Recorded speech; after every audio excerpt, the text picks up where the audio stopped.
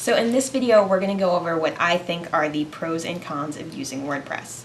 The pros are that it's really simple to set up. You saw that sign up page is just a couple of questions and it gets you going. It's also really simple to learn how to use. I'm the slowest person ever when it comes to picking up new technology, and I've figured out how to use this program. So it's definitely very user-friendly in that sense.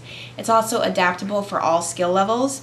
It's really friendly towards people who want to be able to have more control and design their own sites. You can actually purchase a package which will give you access to pretty much rewrite your own WordPress blog if you've got those skills.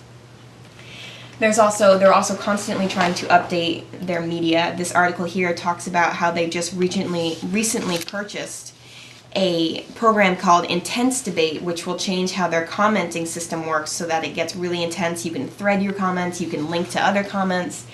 It's going to get pretty crazy. Another plus that I found was I've always used LiveJournal, and here's a shot of my LiveJournal login page. And to me, this just seems so cluttered and not user-friendly compared to what WordPress has offered me now. So WordPress has opened my eyes to the possibilities. Another little experiment that I did is I searched WordPress hate on Google, trying to see what people didn't like about WordPress. And I found a lot of people writing in their WordPress blogs about other things that they hate, but I couldn't really find anyone saying that they hate WordPress. So overall, it seems to be a generally really liked system. There are some cons, in my opinion, though.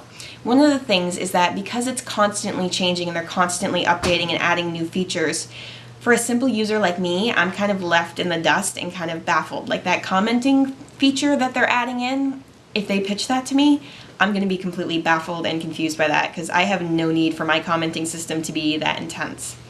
Another thing that I found is it's not always quite as simple as they make themselves out to be.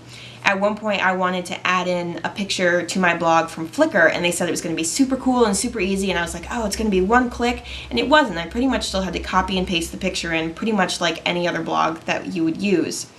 One thing I thought was interesting is I found this article about this other blogging program that's getting started called Habari, and it's actually put together by 3 of the designers from WordPress, and one of the features that Habari has is a direct connection with Flickr. So you can see if you're writing your blog, you can scroll through your Flickr pictures at the top and literally just click and they show up in there.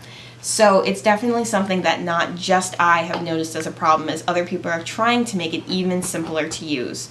So those are the pros and cons of using WordPress.